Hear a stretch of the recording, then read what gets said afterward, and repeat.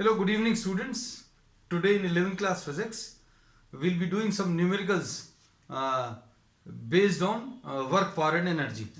आज का पहला क्वेश्चन बच्चों, क्वेश्चन नंबर 1. इसमें आपको फोर्स वर्सेस डिस्प्लेसमेंट डायग्राम दिया हुआ है और फोर्स वर्सेस डिस्प्लेसमेंट डायग्राम के बेसिस पर आपको वर्क कैलकुलेट करना है. अब इसमें first question, find the work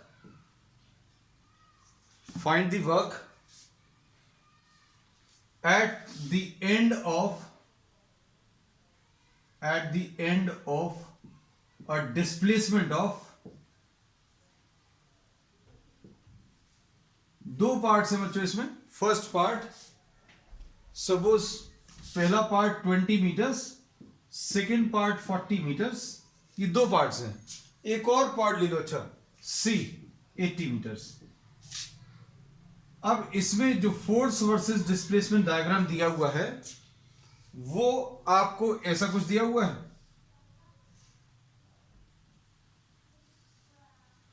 this is the type of diagram which is given.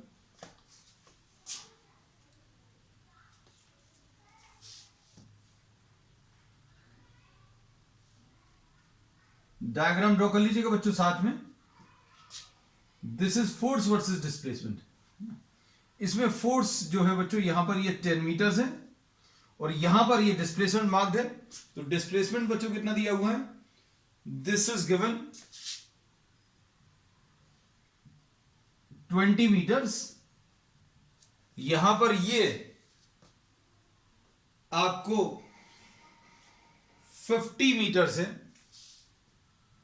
This is 50 metres और ये 60 मीटर्स डिस्प्लेसमेंट है और ये वाला डिस्प्लेसमेंट, ये वाली पोजीशन 80 मीटर्स है. और इधर पर ये फोर्स की वैल्यू बच्चों यहां पर फोर्स -10 न्यूटन्स. फोर्स की वैल्यू बच्चों यहां पर -10 न्यूटन्स. अब फोर्स -10 न्यूटन का फिजिकल मीनिंग क्या है?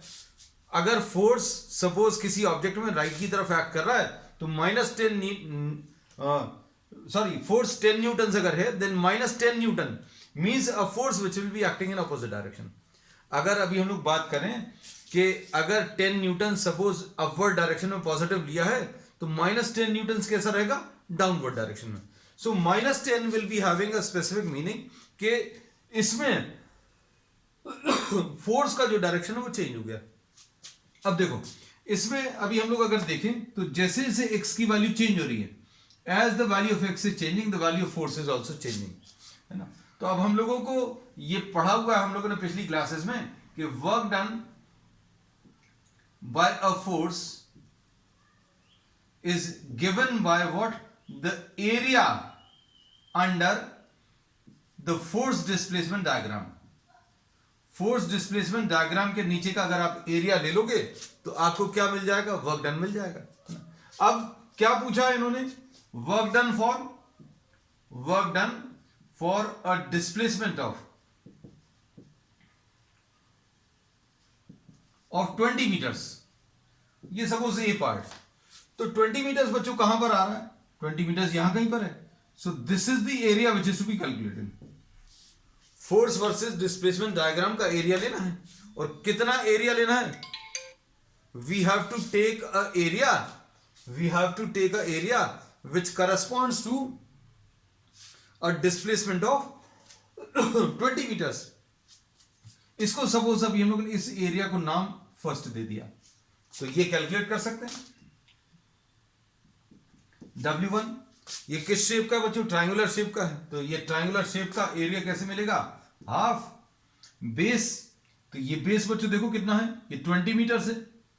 एल्टीट्यूड कितना है, 10 मीटर्स. तो हाफ इंटू 20 इंटू 10, तो ये कितना आ जाएगा, दिस विल बी 100 जूल्स. तो फर्स्ट पार्ट तो बच्चों इसमें सॉल्व ही हो गया. अब इसके बाद नेक्स्ट पार्ट में क्या पूछा है, displacement of 40 metres. You have to calculate what, the work done for a displacement of 40 metres. तो डिस्प्लेसमेंट ऑफ 40 मीटर्स बच्चों कहां पर आएगा, तो डिस्प्लेसमेंट ऑफ 40 मीटर्स यहां कहीं पर आएगा, है ना। तो सपोज इसको, ये मार्क नहीं है लेकिन अभी हम लोग मार्क कर दे रहे हैं, 40 मीटर्स कहां पर आएगा, 20 मीटर से ज्यादा रहेगा और 50 मीटर से कम रहेगा।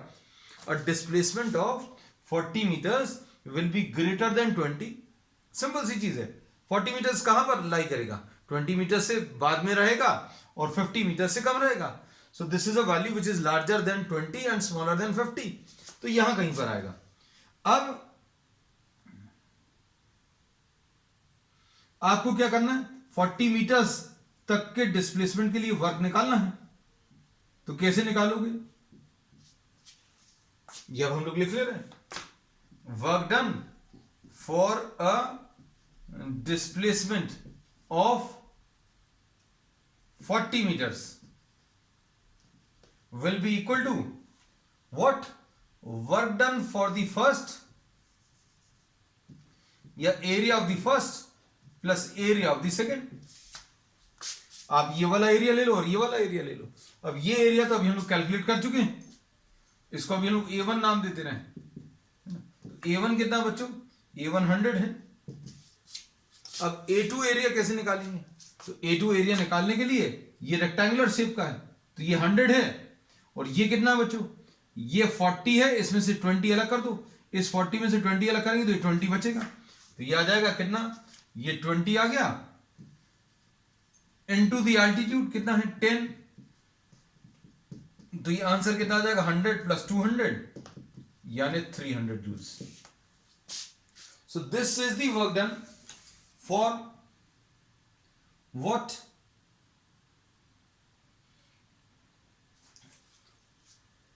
this is the work done for a total displacement of 40 meters, है ना। तो ये x बच्चों इसमें मीटर्स में दिया हुआ है ना। अब इसके बाद नेक्स्ट है, नेक्स्ट पार्ट,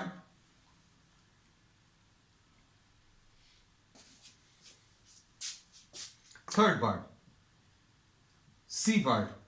सी पार्ट में आपको 80 मीटर्स के लिए, 80 मीटर्स के लिए मतलब ये वाला एरिया भी लेना है और ये वाला एरिया भी लेना है।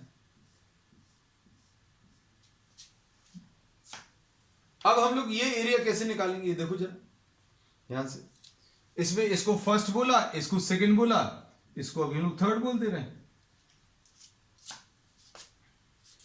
अब कैसे करेंगे, ये किस शेप का है, ये इसको फोर्थ बोल दिया। Work done for a displacement of 80 meters will be equal to A1 plus A2 plus A3 and minus A4। A4 minus क्यों है, क्योंकि ये एरिया कहां पर है, line to the negative side, है ना, नीचे की तरफ लाई कर रहा है, तो ये नेगेटिव आएगा। कैसे नेगेटिव आएगा बच्चों, हाफ बेस इनटू एल्टीट्यूड, तो एल्टीट्यूड इसका -10 आने वाला है ना। तो अब ये लोग कैसे भी इसको कंसिडर कर सकते हैं। अब देखो ध्यान से,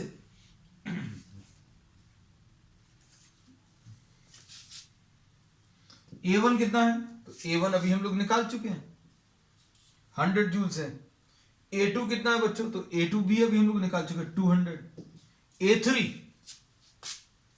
A3 ये वाला एरिया, ये वाला जो एरिया है बच्चों, ये किस शेप का है, ये ट्रेपीजियम शेप है। This is the shape of a trapezium, ये ट्रेपीजियम का शेप है। अब इस ट्रेपीजियम के शेप में बच्चों आपको ये 50 मीटर है, ये 40 है, ये देखो ये 40 है। अब हम लोग ये बोलेंगे ट्रेपीजियम का एरिया अगर आपको कैलकुलेट करना है, then this will be equal to half sum of parallel sides into distance between the parallel sides. तो सम ऑफ पैरेलल साइड्स कैसे मिलेगा, देखना ध्यान से, half sum of parallel sides, ये देखो पैरेलल साइड्स इसमें कौन से आ जाएंगे बच्चों, ये वाला देखना,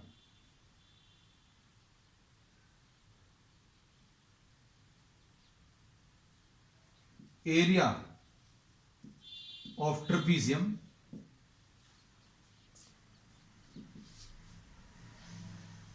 will be equal to area of A3। अब A3 एरिया कैसे मिलेगा?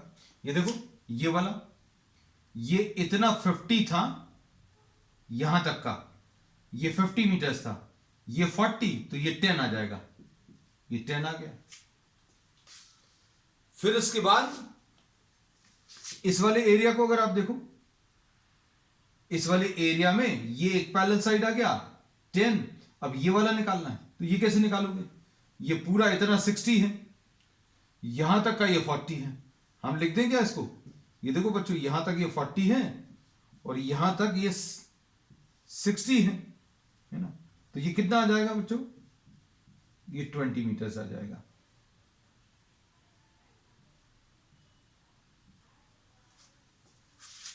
ठीक, अब ये 20 आ गया।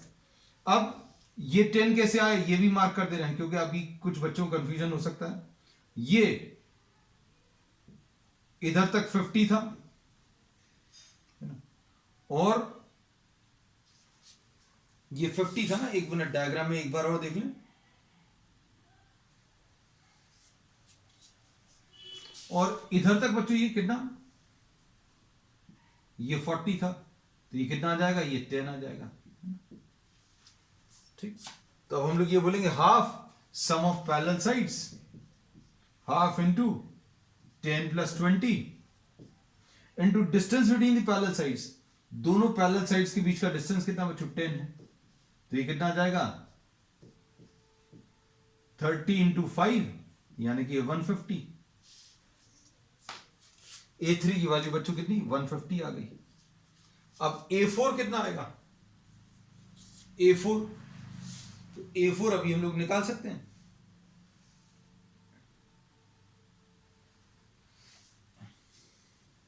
A4 कैसे मिलेगा? हाफ बेस, तो ये तो क्लियरली दिख रहा है 20 इंटू एल्टीट्यूड, तो एल्टीट्यूड बच्चों कितना है? ये 10 है, तो ये कितना आ जाएगा? 100। तो ये कुल मिलाकर ये 100 और माइनस 100 कैंसिल होगा, तो ये 350 joules will be the answer. अब इसमें एरिया के कैलकुलेशन बच्चों अगर आपको करने हैं तो जरूरी नहीं है हमने जो किया है आप उसी तरीके को फॉलो करो, है ना?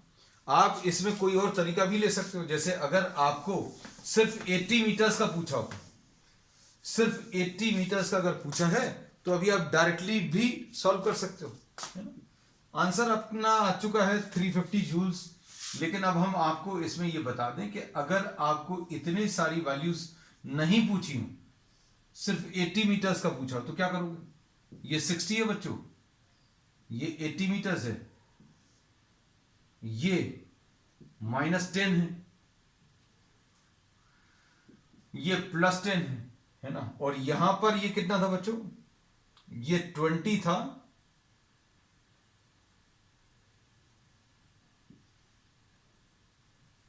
और ये 50 था।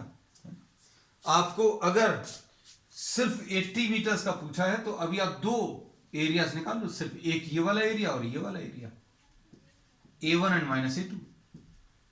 इसको फर्स्ट एरिया नाम दे दो, इसको सेकंड। यहां पर फर्स्ट अभी हमने ऐसा लिया था, है ना? यहां पर फर्स्ट चेंज कर दिया ताकि कंफ्यूजन नहीं हो। अब ये वाला एरिया कैसे निकालोगे? ये पैरेलल साइड्स, ये कितना है? ये कैसे मिलेगा? इतना 50 है, इसमें से ये 20 माइनस करो तो ये 30 आ जाएगा, और ये पूरा 60 है। ये पैरेलल साइड्स आ गए, half 30 + 60 into distance between the parallel sides, ये आ गया बस।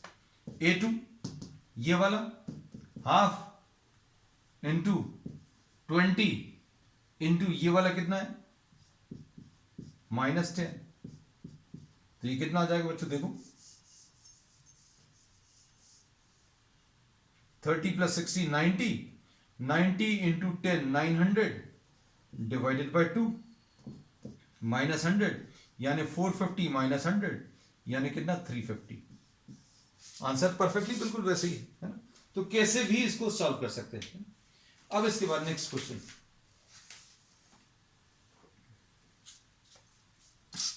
क्वेश्चन नंबर 2 आज का। आज अभी हम कुछ बड़े शानदार क्वेश्चंस लेने वाले हैं। इसमें आपको मेन जो कॉन्सेप्ट यूज हुआ वो याद रखना कि अगर कहीं पर ग्राफ दिया है, ग्राफ अगर दिया है फोर्स वर्सेस डिस्प्लेसमेंट डायग्राम, है ना, तो अभी आप ये नोट बनाकर लिख लेना क्या, if x diagram is given then work will be equal to area under the fx curve। ये अभी हम लोग थ्योरी पोर्शन में भी ले चुके हैं, आज अभी हम लोगों ने इसको रिपीट कर लिया है। ये सिर्फ उन्हीं के लिए जिन्होंने थ्योरी क्लासेस अटेंड नहीं की है, तो भी अभी आप न्यूमेरिकल सॉल्व कर सकते हैं, कोई प्रॉब्लम नहीं है। कॉन्सेप्ट्स अभी हम सारे आपको बताते जाएंगे। अब question number 2, suppose question number 2 में a block is given,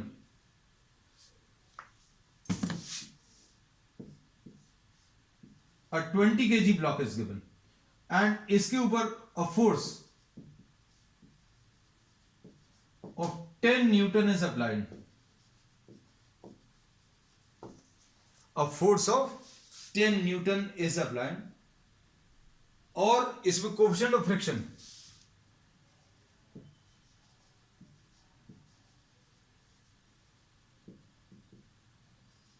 mu 0.2 ऐसा कुछ दिया है। अब क्या करना है आपको, you have to calculate the work done. आपको इसमें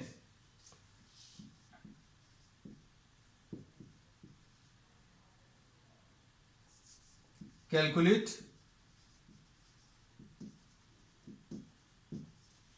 वर्क डन। अब इसमें थोड़ा सा और क्वेश्चन को टिपिकल बनाना है, तो इसमें ऐसा भी कह सकते हैं, calculate the work done in 5 seconds, है ना। तो अभी हम लोग क्या बोलते हैं, किसी ऑब्जेक्ट के ऊपर फोर्स लगाया, फोर्स लगाएंगे तो एक्सेलरेशन आएगा, एक्सेलरेशन आएगा तो वेलोसिटी आएगी, वेलोसिटी आएगी मतलब कुछ डिस्टेंस आएगा, तो डिस्टेंस कैलकुलेट करो और वर्क इसमें आ जाएगा, है ना। हालांकि इसमें प्रॉब्लम है time is not given, but just to add on to the confusion I have added time also, है ना, टाइम भी दे दिया। तो टाइम का क्या यूज हो सकता है ये अभी हमने आपको सोच बता दी, है ना, प्रोसेस बता दिया। क्या करने वाले हैं अभी आप, दैट आपने किसी ऑब्जेक्ट के ऊपर फोर्स लगाया, फोर्स लगाने पर क्या होगा, एक्सेलरेशन आएगा। ये तो अभी हम लोग मालूम है, किसी ऑब्जेक्ट के ऊपर फोर्स लगाएंगे तो क्या होगा बच्चों, उसमें एक एक्सेलरेशन आएगा और एक्सेलरेशन के कारण वेलोसिटी आएगी और वेलोसिटी के कारण डिस्प्लेसमेंट आएगा और डिस्प्लेसमेंट आएगा मतलब वर्क अभी हम लोग ऐसे ही कैलकुलेट करेंगे। सो this will be the process which will be following, है ना। तो सबसे पहला काम तो अभी हम लोग का ये है कि एक्सेलरेशन निकालो। सबसे पहला काम क्या होगा, हम लोग एक्सेलरेशन निकालने की कोशिश करेंगे। अब एक्सेलरेशन कैसे निकालेंगे, how will we find the acceleration. तो अब हम लोगों को ये फोर्स अप्लाइड दिया हुआ है, फोर्स कितना है 10 न्यूटन, फोर्स ऑफ फ्रिक्शन निकाल लो, है ना।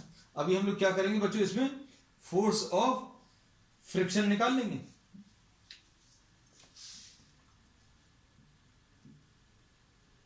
ये म्यू एस है, म्यू दिया हुआ है, म्यू इंटू एन। अब इसमें अभी हम लोग ये कहते हैं कि बच्चों अगर कोई ब्लॉक किसी सरफेस पर रेस्ट पर रखा हुआ है, तो अगर आप इसके ऊपर फोर्स लगाएंगे तो फोर्स ऑफ फ्रिक्शन आएगा, और ये फोर्स ऑफ फ्रिक्शन निकालने के लिए हम लोगों को mg मालूम होना चाहिए। क्यों, क्योंकि mg इस केस में n के बराबर होगा। mg किसके बराबर आएगा बच्चों, n के बराबर। तो म्यू की वैल्यू 0.2 है और n किसके बराबर है, mg के बराबर है, तो ये 0.2 आ गया और मास कितना है 20 है और g की वैल्यू 10 है। तो कितना आ जाएगा बच्चों, ये तो 2 आ गया, है ना, ये 2 आ गया, 2 इंटू 20 यानी कि 40 न्यूटन आ गया। तो मैक्सिमम फोर्स ऑफ फ्रिक्शन जो लग सकता है वो कितना आएगा, 40 न्यूटन। अब किसी ऑब्जेक्ट को आप चलाने की कोशिश कर रहे हो, कितना फोर्स लगा रहे हो, 10 न्यूटन, और उन दोनों सरफेसेस के बीच में फ्रिक्शनल फोर्स कितना है, maximum force of friction 40 Newton. तो अगर किसी ऑब्जेक्ट को चलाना है, अच्छे से सुनना, ये अभी हमने थ्योरी क्लास में बहुत डिटेल में डिस्कस किया था, आज फिर अभी हम लोग डिस्कस कर ले रहे हैं। If the applied effort becomes greater than or equal to Fs max, then only the object moves. तभी क्या होगा, ऑब्जेक्ट मूव करेगा. लेकिन क्या इसमें ऐसा है, क्या इसमें Fs max, क्या applied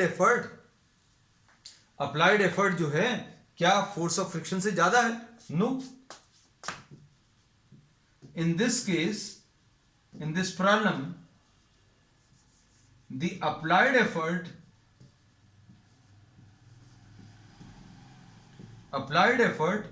is smaller than Fs max. तो object does not move, and object does not move, तो वर्क डन कितना आता है? F into S into cos theta. तो इसमें s की वैल्यू 0 है, इसलिए वर्क 0 आ जाएगा. So there will be no work will not be done, है ना. तो ये एक अच्छा क्वेश्चन है. इसमें आपको फोर्स ऑफ फ्रिक्शन दिया है, टाइम दिया हुआ है ना. टाइम भी अभी हम लोग देख दें, calculate the work done in 5 seconds, है ना. इसका यूज क्या होगा अगर ये ऑब्जेक्ट मूव करता, तो अभी हमने आपको बता दिया. अगर इस ऑब्जेक्ट में, इस प्रॉब्लम में ऑब्जेक्ट अगर मूव करता, तो अभी हम लोग क्या करते, एक्सेलरेशन निकालते. एक्सेलरेशन कैलकुलेट करके फिर अभी हम लोग क्या निकालते, एस कैसे निकालते, S is equal to UT plus half A T square. तो ए तो निकाल लिया है, टी आपको दिया हुआ है, एस निकाल लेते. और एस निकालने का F into S will give you what work done. तो अब इसमें इंपॉर्टेंट चीज क्या थी बच्चों, कि ये ऑब्जेक्ट मूव ही नहीं कर रहा. ये ऑब्जेक्ट मूव नहीं कर रहा, और कोई ऑब्जेक्ट अगर मूव नहीं कर रहा तो वर्क डन विल बी 0. ये ऑब्जेक्ट मूव क्यों नहीं कर रहा, क्योंकि इसमें जो अप्लाइड एफर्ट है 10 न्यूटन है, और मैक्सिमम फोर्स ऑफ फ्रिक्शन जो लग सकता है वो 40 न्यूटन. अब इसमें अगर ये फ्रिक्शन का प्रॉब्लम होता, तो अभी हम लोग इसमें ये एक और क्वेश्चन ऐड कर दें, calculate the force of friction. तो अभी तुम लोग सभी लोग बोलोगे बच्चों कि फोर्स ऑफ फ्रिक्शन तो निकाल लिया आपने, फोर्स ऑफ फ्रिक्शन 40. तो फोर्स ऑफ फ्रिक्शन 40 नहीं है, जितना आप फोर्स लगाओगे उतना फोर्स ऑफ फ्रिक्शन आएगा. तो force of friction in this case will be 10 Newton.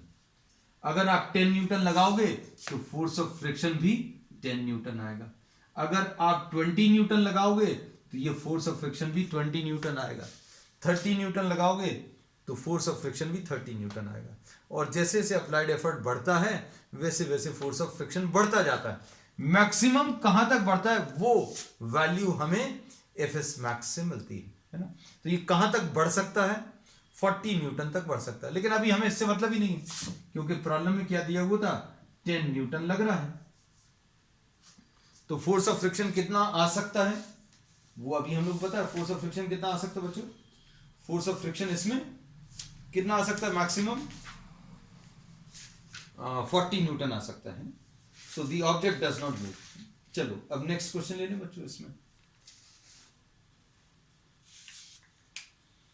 अब थोड़ा सा सिंपल सा क्वेश्चन ले रहे हैं.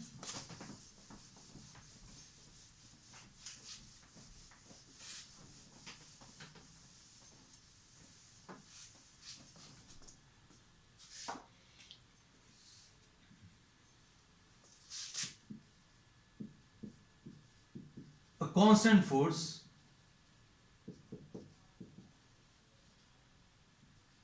F is equal to 3I plus 4J plus 5K acting on an object of mass 10 kg displaces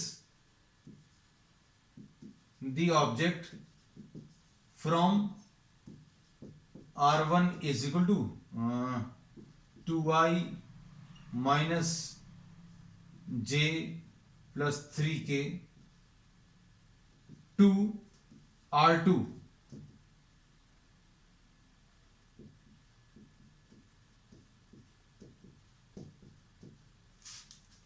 एक कांस्टेंट फोर्स है जो कि इस ऑब्जेक्ट को R1 से R2 तक डिस्प्लेस कर रहा है.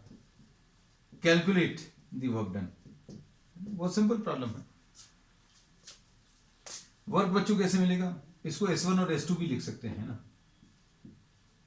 S1 और S2 आपको ज्यादा कंफर्टेबल लगेगा, ठीक है। कैलकुलेट दी वर्क डन, तो वर्क डन कैसे मिलता है बच्चों, F डॉट S, वर्क कैसे मिलेगा, F डॉट S लेकर। अब S कैसे मिलेगा, S is what the displacement, है ना। S क्या चीज है बच्चों, डिस्प्लेसमेंट। तो अगर ऑब्जेक्ट A से B तक चला, ऑब्जेक्ट A से B तक चला, A का पोजीशन वेक्टर S1 है और B का पोजीशन वेक्टर S2 है ना? तो AB वेक्टर A से B तक का वेक्टर, इसको S वेक्टर बोलते हैं, द डिस्प्लेसमेंट। अगर कोई ऑब्जेक्ट A से लेकर B तक चला तो डिस्प्लेसमेंट वेक्टर क्या आ जाएगा, A को B से ज्वाइन कर दो, AB वेक्टर, S वेक्टर। और ये कैसे मिलता है बच्चों, ये S2 माइनस S1 करके मिलता है। किस में से, S2 में से S1 को माइनस कर लो। अब इसके बाद क्या आ जाएगा, work done, work done will be equal to what, F dot S, F dot S तो निकाल लो पहले, S2 कितना है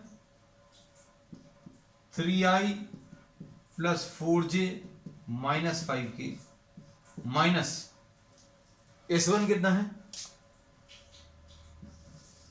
S1 कितना बच्चों 2i minus j plus 3k, कितना आ जाएगा ये, माइनस कर लो।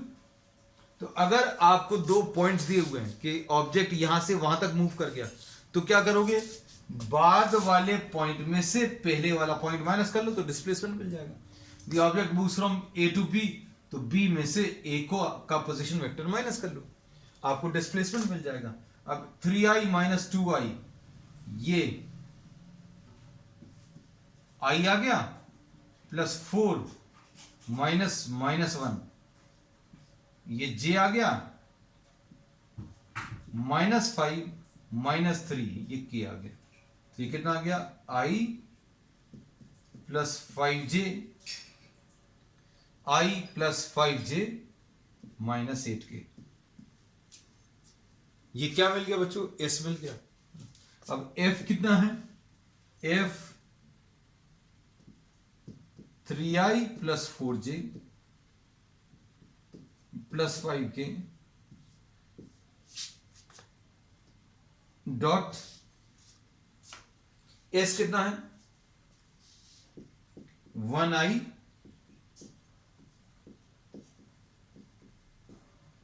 ऐसा कुछ आएगा। और डॉट प्रोडक्ट ले लो, डॉट प्रोडक्ट कैसे लेते हैं, अगर भूल गए हो तो हम याद करा दें, i वाले नंबर्स मल्टीप्लाई कर लो, 3 इंटू 1 प्लस, प्लस क्या बच्चों, plus 4 into 5 plus 5 into minus 8, ऐसा कुछ आ जाएगा। तो ये कितना आ जाएगा, 3 प्लस 20 माइनस 40, 3 प्लस 20 माइनस 40, यानी ये कितना आ जाएगा, माइनस 20 प्लस 3 यानी minus 17 joules. So this will be the answer. अब इसके बाद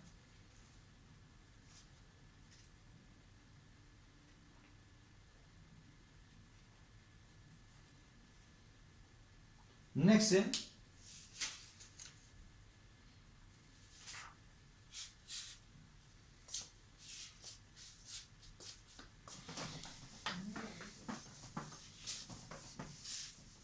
question number 4।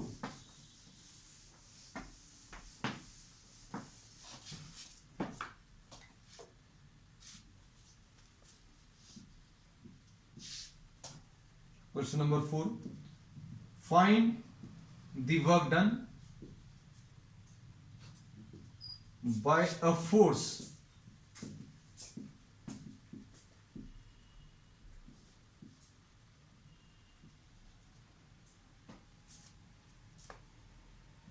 acting on an object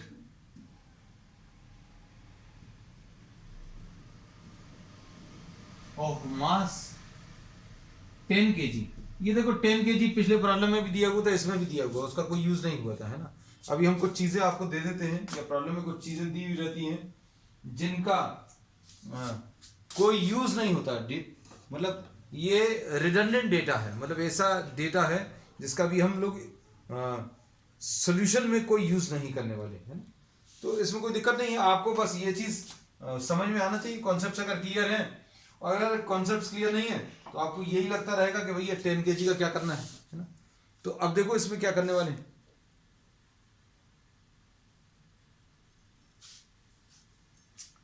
Acting on an object of mass 10 kg, the object gets displaced from x1 is equal to 2 meters to x2 is equal to 4 meters। बस अब आपको इसको solve करना है। तो ये सॉल्व कैसे करेंगे? Work done will be equal to f into dx। अब f कितना है? f है 3 plus 4x into dx। कहां से कहां तक बच्चों? x की वैल्यू 2 से लेकर x की वैल्यू 4 तक। अब ये क्या आएगा?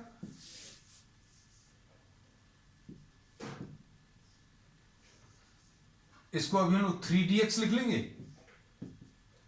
प्लस 4x dx लिख लिया। और कहां से कहां तक बच्चों? x की वैल्यू 2 से लेकर x की वैल्यू 4 तक, x की वैल्यू 2 से लेकर x की वैल्यू 4 तक। तो 3 का इंटीग्रेशन 3x आ जाएगा, 2 से 4। 4x का इंटीग्रेशन कैसे मिलेगा बच्चों?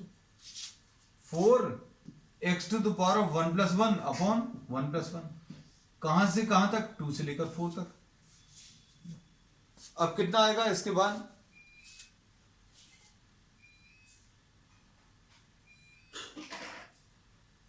अब इसके बाद ये 3x